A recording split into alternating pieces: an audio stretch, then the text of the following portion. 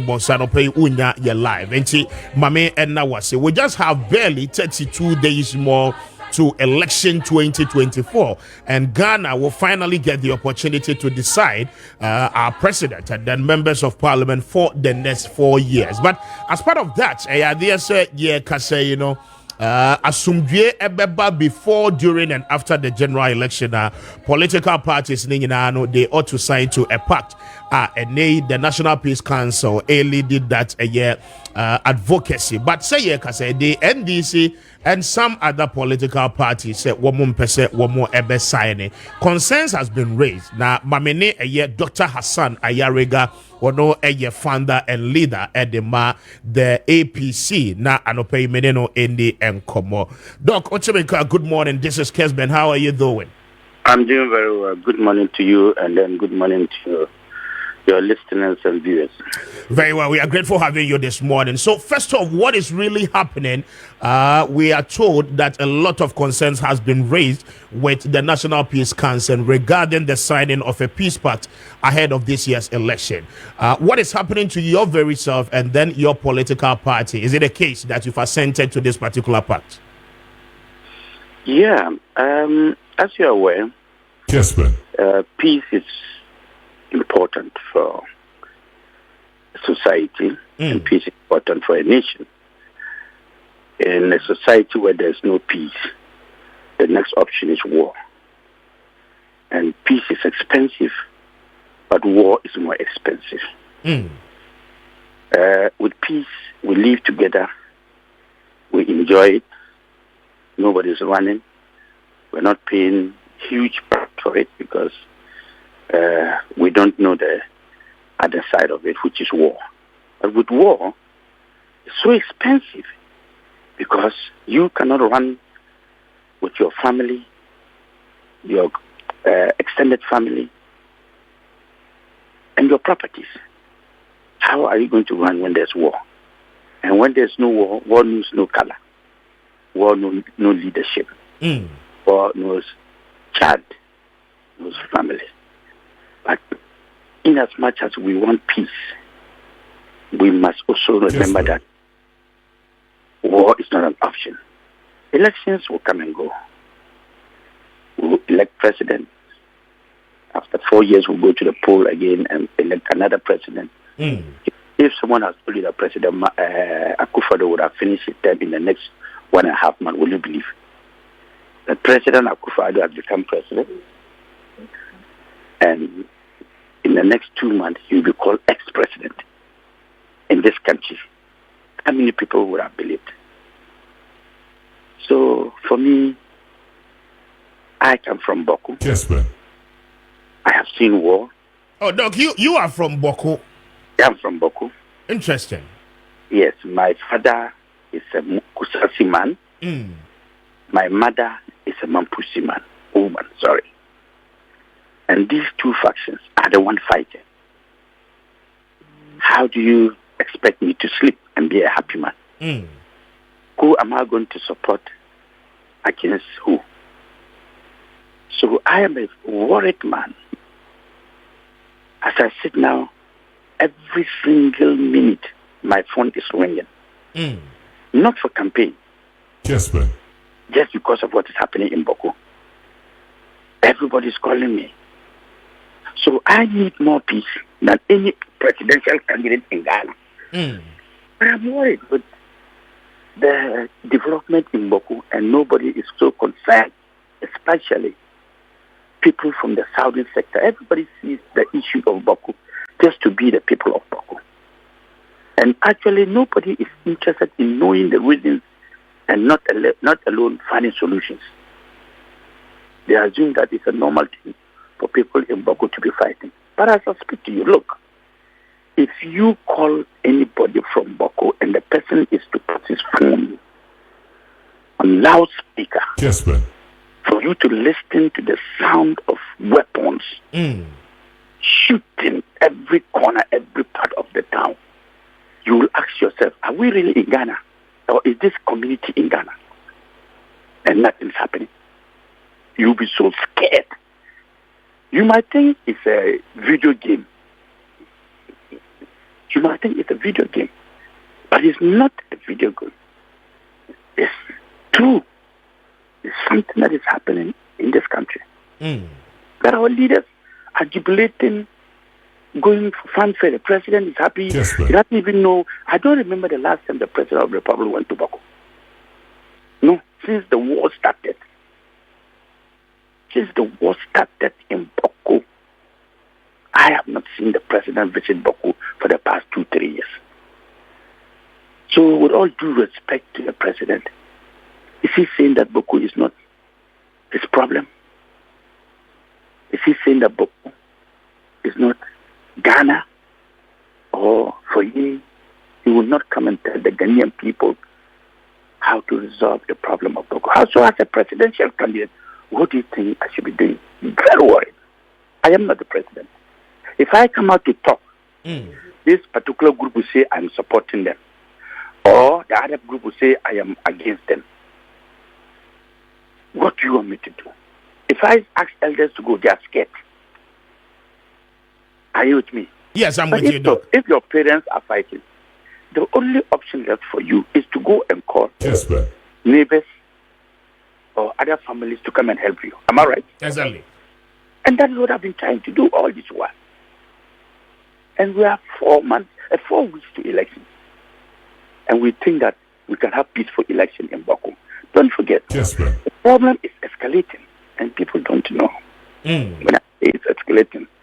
Yesterday, I was advising the Mampu youth in Wale. Okay. And I called some of them. They called me, my party members from Wale called me. And they were of the view that, Doctor, why are you not sending our T-shirts and posters and banners? We want to paste all over the town and start our campaign vigorously because our boys and girls are asking, why are you not coming? Why are you not? I said, look, you know why I'm not coming? The issue of Boko has been dragged to Wale. Kessben. And it's spoiling the name of Wale and the leaders and the youth in Wale. I said, you are in Wale, and now they are blocking roads.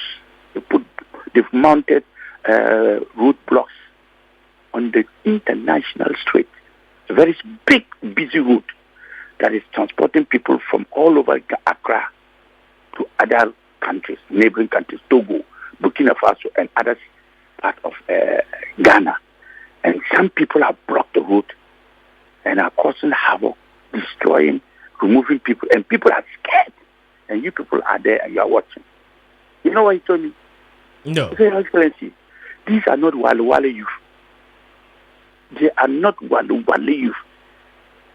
They are from Boku. They have come there to Wale. And they are doing what they are doing. We, the youth of Wale, we are not part of it. I said, okay. Kessben. In that case, you, the youth of Wale and elders of Wale, should come out and make a press release and a press conference and let the Ghanaian know that Mampuk in the Mampuk kingdom is for everybody. You are rulers of everybody in the Mampuk kingdom, including those people who are living in your community, whether they are Kusatis in Walwale, they are Kusatis in Gambaga, they are Kusatis in Nalergo, they are Kusatis in all the Mampuk kingdom there. Why is it that they and you people are not fighting, but people have mounted roadblocks and are fighting Kusatis who are in Walboko? But, do you know?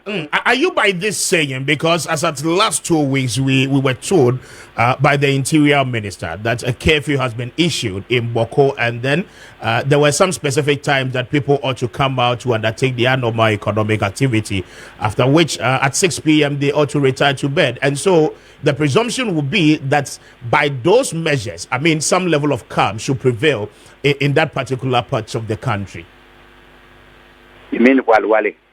I'm talking of Boko precisely. I mean, you know there is a curfew. Yes, there's a curfew, yes. But the point is that, let's be sincere. What was government position on the curfew? Kessben. Government position on the curfew was that there's disturbances because of the return of one Seydou Abagre, an illegal a king that was a skin, and he has returned to Boko.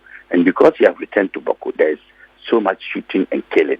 And as a matter of fact, government is going to impose a curfew. That is the government position. Government has not told the Ghanaian people how it intends to solve the problem. It's only narrated the problem and did end it there and did not go ahead to say its decision on the issue.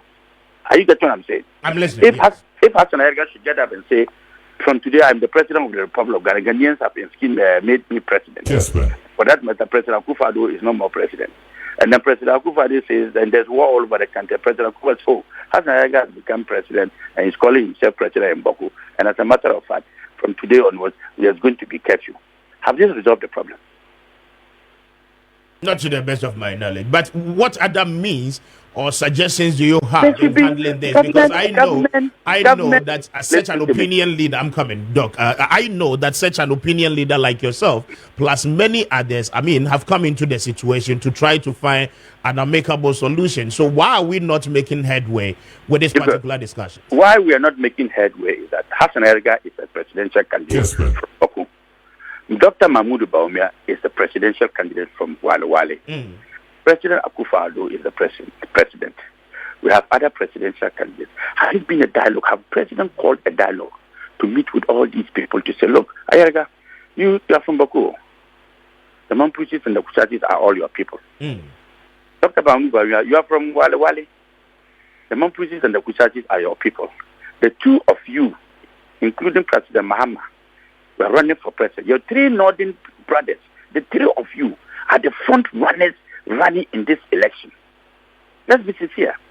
The three front runners are all from the northern part of Ghana. Kessben. Are you with me? Kessben. I'm with you, Doc. Have we had a round table where we sit, including the president and national security and all other institutions, to say, look, the Boko problem is not a Boko issue. It's a national issue, a national security threat, which we are yet to experience in the next 2, 3, 4 weeks to see whether we can resolve it. If not, it's going to be massacre as it's happening now. It is. Even the military are not happy with it. So what is the way forward? Dialogue. Very well, Doc. But is that part of the reason why, I don't know, unless you confirm for me, have you signed the Peace Pact as initiated by the National Peace Council?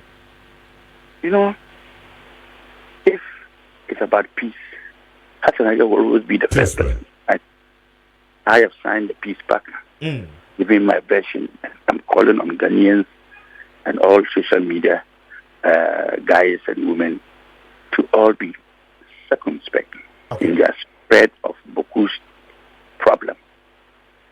And then the selling of bad news. And I'm calling them that if we sign the Peace Pact and you keep promoting peace, violence, it won't help us because everybody be a stakeholder. Whether you sign the pact or not, you should use your mind. Let's all have a different mindset of promoting peace in this country. Okay? Our attitude. Because we are signing Peace Pact. Then tomorrow, our party members are there on social media sharing and promoting violence. It will help. We are sharing Peace Pact. And then pastors and then what do we call it, traditional leaders and then Christian leaders are there being partisan. Okay? Look, that day there was something I wanted to say. But for the respect of the people there, I decided not to say it. Very well. When we take position, when we take partisan stand as religious leaders, traditional leaders, then there's a problem in Ghana. There's a big problem coming. Because why? Look, God is the last resort in solving our problems when we have one or two or many. The house of God is the house of man, is the house of woman, is the house of faith. The house of God is the last resort for any other house. Very well. Today, the house of God has become a podium for political parties to go there and lie. The house of God has taken political stand and it's becoming a problem. The house of the men of God have now become politicians.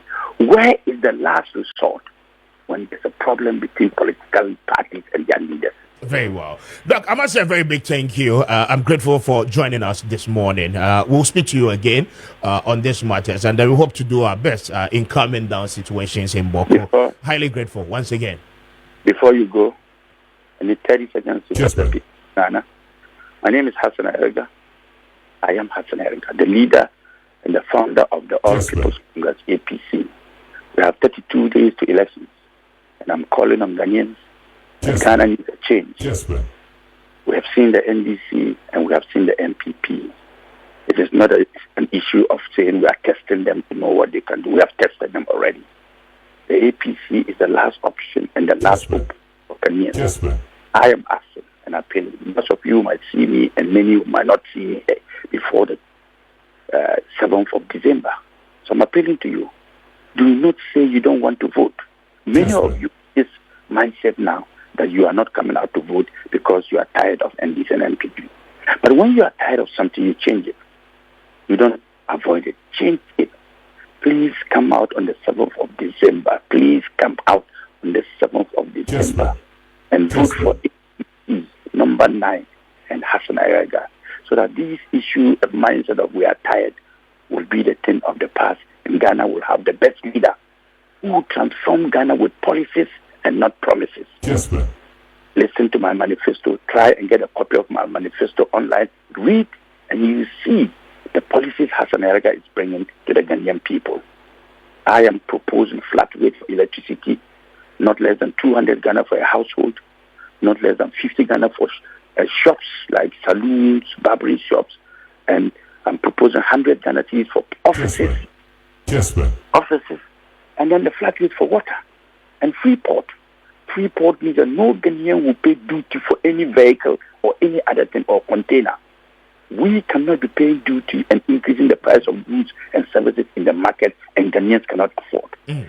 I am giving you Freeport that you can sell, produce at a very low cost, and the cost of goods and services would come down drastically. ECG, water, port are all flat rates. And then I am also making sure that no Ghanaian student will be a burden to our society. Kessben. By the time you come out of school, your job is waiting for you. So I'm creating job centers nationwide to make sure that we have Kessben. jobs all over. So I have many policies that will help the Ghanaian. And I'm giving 2 weeks salary.